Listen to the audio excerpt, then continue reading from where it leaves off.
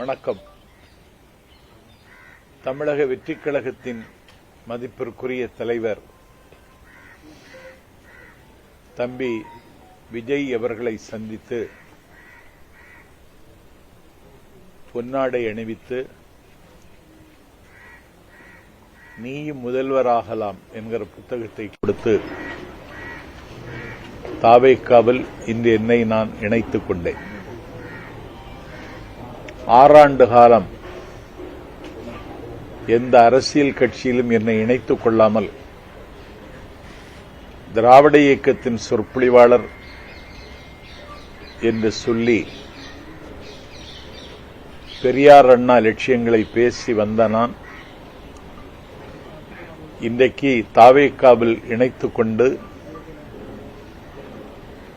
நாடு முழுக்க தாவேக்காவினுடைய ஒரு பிரச்சாரகனாக பவனி வர தம்பி விஜய் என்னை அனுமதித்திருக்கிறார். என்னை பார்த்த நிமிடத்தில் நான் உங்கள் ஃபேன் என்று சொல்லி அவர் சொன்ன நிமிடத்தில் நான் மெய்சிலிர்த்து போனேன். இப்படி ஒரு அங்கீகாரத்தை தம்பி தருவார் என்று நான் எதிர்பார்க்கவில்லை. டெல்லி சுப்ரீம் கோர்ட் கரூர் துயரத்திற்கு சிபிஐ என்கொயரி என்று உத்தரவு போட்ட அன்று குமுதம் இணையதளத்திற்கு அலைபேசி வாயிலாக இது தாவேக்காவிற்கு கிடைத்த வெற்றி, கையறு நிலையில் கைவிடப்பட்டு கை பிசைந்து கண்ணீரோடும் கவலையோடும் இருக்கின்ற தாவேக்கா அடுத்த அடியை எப்படி எடுத்து வைப்பது என்று யோசித்துக் கொண்டிருக்கிற நிலையில் உச்சநீதிமன்றம் தாவேக்காவுக்கு ஒரு புதிய வாசலை திறந்து வைத்திருக்கிறது என்று நான் குமுதம் தமிழுக்கு சொன்னேன். அந்த நிமிடத்திலிருந்து அறிவாலயத்திலிருந்து எனக்கு காது கொடுத்து கேட்க முடியாத அளவிற்கு வசை சொற்களால் என்னை வசை மாறி பொழிந்தார்கள். தொடர்ந்து 5 நாட்கள் தஞ்சை மாவட்டத்தில் சுற்றுப்பயணத்திற்கு ஒத்துக்கொண்டிருந்தேன். அந்த நிகழ்ச்சியை ரத்து செய்தார்கள். 7-8 அறிவுத்திருவிழா என்கிற பெயரில் வள்ளுவர் கோட்டத்தில் காலத்தின் நிறம் கருப்பு சிவப்பு என்ற நூலை வெளியீட்டு விழாவும் 44 சொற்பொழிவாளர்கள் கலந்து கொண்ட 10 அமர்வும் வள்ளுவர் கோட்டத்தில் நடந்தது. ஒரு சொற்பொழிவாளரை தேர்ந்தெடுக்க வேண்டுமென்றாலும் முதல் இடத்தில் நிற்கிற தகுதியில் இருப்பவன் இந்த எளியவன் நாஞ்சில் சம்பத். என்னை திட்டமிட்டு நிராகரித்தார்கள். அதற்கு பிறகு தம்பி உதயநிதியினுடைய பிறந்த நாளை கொண்டாடுவதற்கு ஒரு திங்களுக்கு முன்னாலே என்னிடத்தில் தேதி பெற்றிருந்தார் வடசென்னை கிழக்கு மாவட்ட கழகத்தின் செயலாளர், வானமளவு வாஞ்சி என் மீது பொழிகின்ற அறநிலையத்துறை அமைச்சர் சேகர்பாபு. அந்த நிகழ்வில் கடந்த 28ஆம் தேதி கொரட்டூரில் வந்து நான் பேசினேன். அந்த நிகழ்வில் அண்ணன் ஜெகத் ரட்சகன், இயக்குனர் கரு பழனியப்பன், திராவிடர் கழகத்தினுடைய துணை பொதுச் செயலர் மதிவதினி ஆகியோர் கலந்து கொண்டார்கள். அந்த நிகழ்விலேயே கரு பழனியப்பன் என்னை நக்கல் செய்தார், நையாண்டி புரிந்தார். அதற்கு 5 நாளைக்கு முன்னால் திராவிட இயக்க தமிழர் பேரவை தலைவர், நான் பெரிதும் மதிக்கின்ற அண்ணன் பேராசிரியர் சுபவி திமுக மேடையிலேயே என்னை குறைத்து பேசினார். நான் மனதளவில் உடைந்து போனேன். ஏன் இப்படி வசைப்படுகிறார்கள்? நான் அவர்களிடத்தில் ஒன்றும் கேட்கவில்லை. கேட்டாலும் ஒரு சைக்கிள் கூட தரமாட்டார்கள். எந்த பரிந்துரைக்கும் நான் அவர்களிடத்திலே போய் நிற்பதும் இல்லை. ஏதோ 4 கூட்டங்கள் பேசி என்னுடைய நாட்களை நகர்த்தலாம் என்று பார்த்தால் என்னுடைய வயிற்றில் அடிப்பது மாதிரி என்னுடைய நிகழ்ச்சிகளை ரத்து செய்தது எனக்கு மிகுந்த வலியை தந்தது. தந்தி டிவி மக்கள் மன்றத்தில் விஜய் சரியான திசையில் பயணிக்கிறாரா என்ற ஒரு தலைப்பில் பேசுவதற்கு என்னை அழைத்த பொழுது விஜய் சரியான திசையில் பயணிக்கிறார் என்று மக்கள் மன்றத்தில் நான் உரையாற்றினேன். அந்த நாளிலிருந்து எனக்கு நெருக்கடியும் வசையும் மிரட்டலும் அதிகமாகவே வந்து கொண்டிருந்தது. இதை நாடு பார்த்து கொண்டிருக்கிறது. எனக்கு யார் மீதும் கோபமில்லை, யார் மீதும் எனக்கு வருத்தமில்லை. சங்க இலக்கியத்தில் புறநானூற்றில் ஒரு பாட்டு, ஒரு தெப்பம் எந்த திசைக்கு போக வேண்டும் என்பதை தெப்பம் தீர்மானிக்க முடியாது, தண்ணீர் தான் தீர்மானிக்கும். நீர் வழிப்படும் புனை போல் ஆரியூர் முறை வழிப்படும் என்பது சங்க இலக்கிய பாட்டு, கணியன் பூங்குன்றன் எழுதிய பாட்டு. நான் ஒரு தெப்பம் தான், என்னுடைய திசை தீர்மானிப்பது தண்ணீர். இன்றைக்கு என்னுடைய திசையை தமிழக வெற்றி கழகத்தின் தலைவர் தம்பி விஜய் தீர்மானித்திருக்கிறார். நான் தாவைக்காவில் என்னை இணைத்துக் கொண்டேன். ஒரு உற்சாகமான மனநிலையில் இருக்கிறேன். கடந்த காலத்தில் ஏற்பட்ட கசப்புகள், காயங்களிலிருந்து விடுபட்டவனாக என்னை உணர்கிறேன். இன்று தம்பி விஜயை சந்தித்த பொன் வேளையிலிருந்து புதிதாய் பிறந்ததை போல எண்ணி நான் பூரிக்கிறேன். திராவிட சித்தாந்தம் இல்லாத ஒரு புதிய கட்சி, அதுல நீங்க உங்களுடைய பயணம் எப்படி இருக்கும்போது நினைக்கிறீங்க? திராவிட இயக்க சித்தாந்தம்னா வழிகாட்டும் தலைவர்கள் அவர் பெரியாரைத்தான் முன்னிறுத்துகிறார். இது ஒரு பொன்மாலை பொழுது உங்களுக்கு அதை விட அதிகமா ஏதாவது இருக்கா? அப்படி ஒரு பொழுது. ஏன்னா அவர் பெரியாரைத்தான் முன்னிறுத்துகிறார். பெரியாருக்கு காவி உடுத்தி, காவி சாயம் பூசி, பெரியாரை பேசக்கூடாது என்று சங்கிகள் அரசியல் அதிகாரத்தோடு தமிழ்நாட்டில் அழிச்சாட்டியம் செய்கிற காலத்தில் புதிதாக தொடங்கிய ஒரு அமைப்பிற்கு வழிகாட்டும் தலைவர், கொள்கை தலைவர் என்று பெரியாரை தம்பி விஜய் முன்னிறுத்தினார். பாபா சாஹிப் அம்பேத்கர் இந்தியாவினுடைய அரசியல் சட்டத்தை ஆக்கி தந்தவர். அவர் பட்ட பாடுகளும் அவர் சுமந்த சிலுவைகளும் சொல்லி மாள முடியாது. அவரையும் கொள்கை தலைவராக ஏற்றுக்கொண்டார். அதை தாண்டி எனக்கு ரொம்ப மகிழ்ச்சி, பெருந்தலைவர் காமராஜர் அவர்களை குலக்கல்வி திட்டத்தை சக்கரவர்த்தி ராஜகோபாலாச்சாரி கொண்டு வந்த பொழுது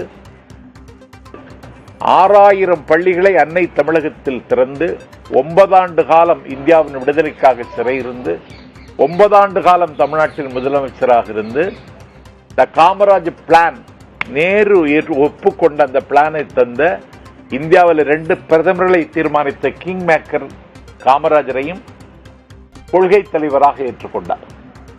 கை குழந்தையோடு விடுதலை போராட்டத்தில் கராகரத்துக்கு சென்ற அஞ்சலை அம்மாளையும், இந்தியாவினுடைய விடுதலை போரில் முத்துவிடகநாதர் என்கிற தன்னுடைய மணாளன், சிவகங்கை சீமையின் மன்னன், காளையார் கோவில் என்கிற கானப்பேல் சிவன் கோவிலில் பட்ட பகலில் கொல்லப்பட்ட பொழுது மாலை சூட்டிய மணாளன் இறந்து விட்டான் என்ற ஈர செய்தி கேட்டு கோவிலுக்கு நேராக சென்று கொல்லப்பட்டு கிடக்கிற முத்துவிடகநாதர் என்கிற மணாளனுடைய அந்த இரத்தத்தை நெற்றியில் பூசி விருப்பாட்சி வரைக்கும் நடந்தார் வேலு நாச்சியார்.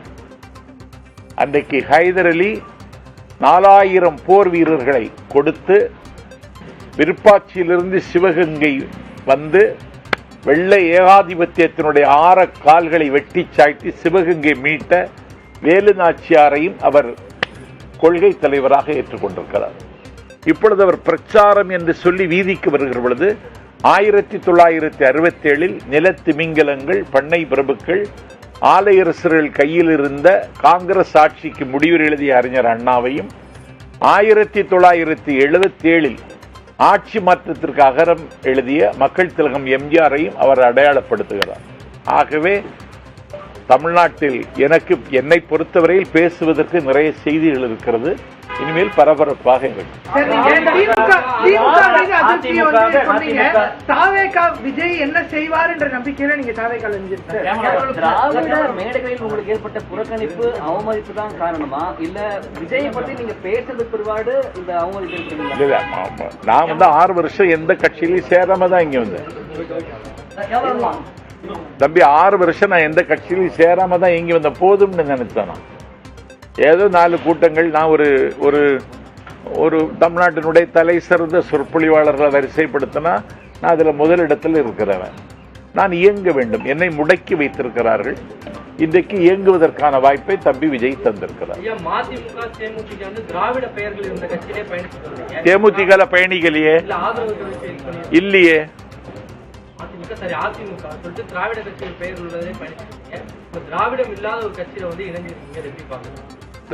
திராவிடம் இல்லைன்னு யாரு சொன்னா உங்கள்ட்ட? பேர்ல இல்ல, தமிழகம் இருக்குல்ல, அது போதும். எப்படி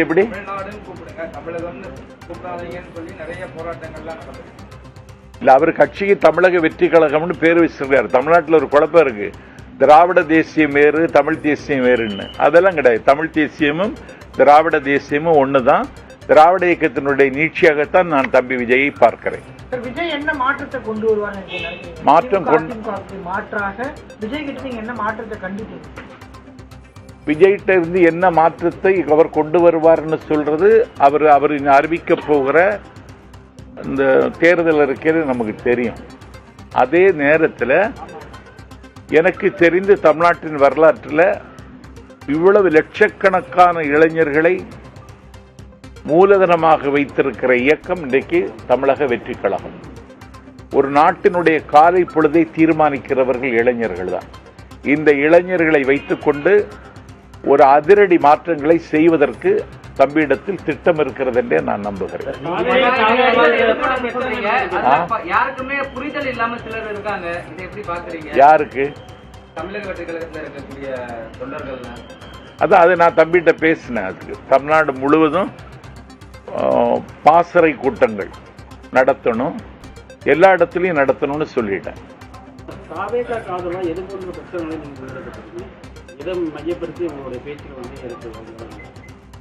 இந்த கொள்கை தலைவர்களை பற்றியே பேசினா போதும். தமிழ்நாட்டினுடைய பிரச்சனைகள் நிறைய இருக்கு, எல்லாவற்றையும் தாவைக்கா எதிர்கொள்ளும்னு பேச போறேன். இதுல என்ன இருக்கு? பெரியார் அம்பேத்கரை கொள்கை தலைவர் நீங்க பெருமையா சொன்னீங்க. ஆனா திருப்பரங்குன்ற சம்பவம் நடந்து 2 நாள் ஆகுது, இன்னும் எந்த கருத்தையுமே அவர் தெரிவிக்கிறார், அமைதியா இருக்கிறாரு. இது நெருடலா இல்லையா உங்களுக்கு? எனக்கு திருப்பரங்குன்ற சம்பவம் வந்து ஏன் விஜய் பேசலன்னு நான் அவர்கிட்ட கேட்கல. ஆனா பேசாமல் அவர் இருப்பது ஒரு வகையில் நல்லது. ஏன்னா திருப்பரங்குன்றம் சம்பவத்தை வைத்து குன்றம் எங்களுக்கு குமரன் எங்களுக்கு என்று சொல்லுகிறவர்கள் ஒரு கலவர அரசியலுக்கு கைகால் முளைக்க முடியுமா என்று யோசிக்கிறார்கள். இதுல ஒரு தரப்புக்கு ஆதரவாகவோ ஒரு தரப்புக்கு எதிராகவோ கருத்து சொல்லாமல் இருப்பது விஜய் பொறுத்தவரையில் அவருக்கு நல்லது.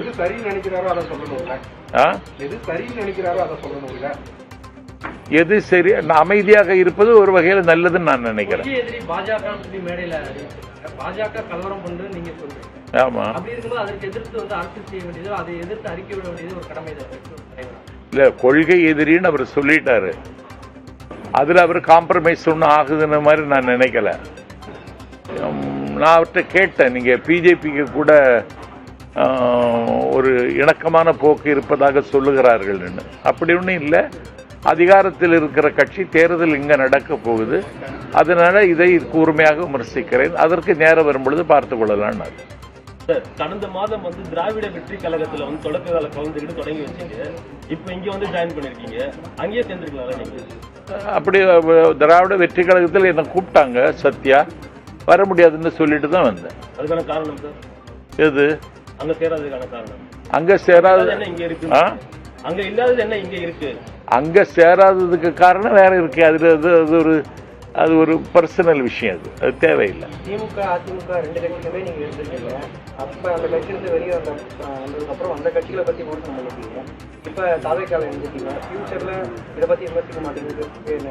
எதை பற்றி விமர்சிக்க மாட்டேன்னு? தாவேக்கால ஒரு காலத்துல இருந்து வெளியே பிறகு இந்த கட்சியும் தாவேக்கால இருந்து வெளியேற சொல்றீங்களா? ரொம்ப நல்லா இருக்கு. விமர்சனங்கள் வைக்கப்பட்டு தொடர்ந்து திமுக மதிமுக அதிமுக அப்படி இருக்கும்போது இந்த விமர்சனங்களை எப்படி பாக்குறீங்க? நான் திமுகவாகவே பிறந்தவன். என்னுடைய பேர் சம்பத், என்னுடைய அண்ணன் பேர் கருணாநிதி, என்னுடைய தம்பியின் பேர் ஸ்டாலின். நான் பயின்ற தென் திருவிதார் இந்து கல்லூரியில் மாணவர் திமுகவை தொடங்கியவன். குமரி மாவட்ட திமுக வரலாறு என்று பப்ளிக் ப்ராசிக்யூட்டர் தோப்பூர் சுப்பிரமணி எழுதிய புத்தகத்தில் எனக்கென்று சில பக்கங்கள் இருக்கிறது. மலையாளம் பேசுகிற குமரி மாவட்டத்தினுடைய மேற்கு பகுதியில் நிறைய கூட்டங்கள் நான் பேசியவன். நான் 300 கூட்டங்கள் குமரி மாவட்டத்தில் மட்டும் பேசியிருக்கேன். திமுகவிலேயே தான் ஆயுள் முழுவதும் பணியாற்ற வேண்டும்னு நினைச்சேன். அண்ணன் வைகோவினுடைய இருப்புக்கு ஆபத்து வந்த நேரத்தில் நான் திமுகவிலிருந்து அவங்க என்ன வெளியேற்றல, நானாகவே வெளியேறினேன். அண்ணன் வைகோவின் தலைமையேற்று 19 ஆண்டு காலம் பணியாற்றினேன். என்னுடைய இருப்பை அவர் செறித்துக் கொள்ளவில்லை. அப்போது நான் வெளியேறினேன். அண்ணா திராவிட முன்னேற்றக் கழகம் எனக்கு ஒரு அடைக்கலம் தந்தது. ஏன்னா எனக்கு கொலை செய்கிற அளவுக்கு சில திட்டம் போட்டார்கள். அந்த அம்மாவிடத்தில் நான் போய் சேர்ந்தேன்.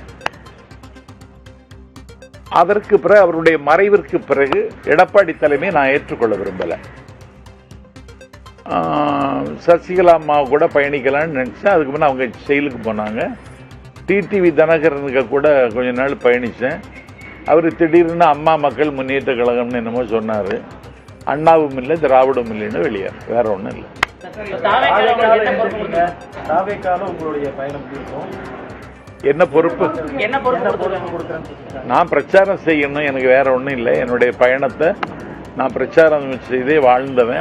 அந்த வாய்ப்பு எனக்கு தரணும்னு தம்பிகிட்ட கேட்டேன். சார், இப்ப மதிமுக, அதிமுக, திமுக அப்படின்னு சொல்லி கட்சி மாறிக்கிட்டே இருக்கீங்க. நான் மாறலையே, அதுதானே இப்ப சொல்லிட்டு இருந்தேன் மாறலைன்னு. நான் கட்சி மாறல தம்பி. அதான் இன்னைக்கு இணைந்திருக்கேன்னு சொன்ன. 6 வருடத்துக்கு பிறகு ஒரு கட்சியில் இணைந்திருக்கேன்னு சொன்னேன். அடுத்தடுத்து மாறிக்கிட்டே வர்றதுக்கான நம்ம எடுத்துக்கிற முடியும். இதை இணைந்தது அப்படின்னு எப்படி எடுத்துக்கிறது? இணைந்ததுதான், மாறலையே. எப்படி எடுத்துக்கிறதுன்னு எங்களுக்கு தெரியலையே. நான் இன்னைக்கு தாவேக்காவில் இணைந்திருக்கிறேன். கட்சி மாறலேன்னு சொல்றீங்க? மாறலையே. 6 வருட காலமாக எந்த கட்சியிலும் இல்லாதனா இன்னைக்கு சேர்ந்திருக்கேன். ஆரிய எதிர்ப்பு, சனாதன எதிர்ப்பு பண்ற அளவுக்கு தாவேகாவுக்கும் விஜய் கிட்டையும் வல்லமை இருக்குன்னு நினைப்பீங்களா? ஏன்னா 70 ஆண்டு கால வரலாறு, திராவிட வரலாறு தெரிஞ்சவர் நீங்க. ஆமா. புதுசா ஒரு கட்சி தொடங்கிய ஒரு நடிகர் விஜய், அவருக்கு வந்துட்டு பாஜக மாதிரி ஒரு சனாதன எதிர்ப்பு மாதிரி நினைக்கிறீங்களா? எனக்கு தெரிஞ்சு ஒரே நேரத்தில் 2 power sector, state and central, அவர் கேள்வி கேட்கிறார். கொள்கை எதிரின்னு டெல்லி எஜமானர்களையும், அரசியல் எதிரின்னு தமிழ்நாட்டில் அதிகாரத்தில் இருக்கிற திமுகவையும் ஒரே நேரத்தில் எதிர்க்கிறார். இந்த துணிச்சலே நான் பாராட்டுறேன். எதிர்க்கிறாரு, ஆனா கேள்வி கேட்கறது இல்லையே, மௌனம் காக்குறாரு நிறைய விஷயத்துல. ஏன் கேட்கிறாருன்னு அவர்கிட்ட கேட்கணும், நீங்க என்கிட்ட கேட்கக்கூடாது. நான் இன்னைக்கு தானே சேர்ந்திருக்கேன், கேட்டு சொல்றேன். பல்வேறு விமர்சனம் இருக்கு. கொள்கையில் என்ன தெளிவுபடல அப்படிங்கிற மாதிரி விமர்சனம். சாதி ஆணவ படுகொலை குறித்து ஒரு சரியான பார்வை அவங்களுக்கு இல்லை அப்படின்னு சொல்லி விஜய் அது கண்டித்தும் அறிக்கை விடல. அதை எப்படி பாக்குறீங்க? இத்தனை ஆண்டு காலம் திராவிட இயக்கத்தை வந்து பயணிச்சிருக்கீங்க. சாதி ஆணவ படுகொலை நியாயப்படுத்தி இருக்காரா விஜய்? இல்ல, பேசாதும் மௌனம் எப்படி இருக்குது? இல்லையே, அப்படியெல்லாம் ஒண்ணும் இல்லையே. கவின் படுகொலை கண்டித்து பேசாம அமைதியா இருக்கிறது சரின்னு சொல்றேன். அவரை சுட்டி காமிக்காம அமைதியா இருக்கிறது சரின்னு எப்படி எடுத்துக்கலாம்? தவறு அவர் சுட்டி காட்டணும்னு தான் சொல்றேன். சுட்டி காமிக்கல கடந்த காலங்கள்ல, அதை எப்படி பாக்குறீங்க?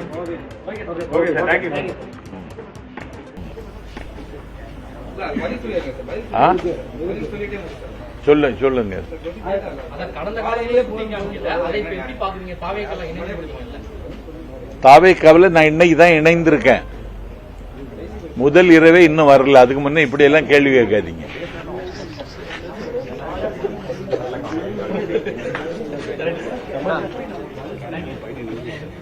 ஏன்னா இங்கிலீஷ் ஒன்றும் வராது.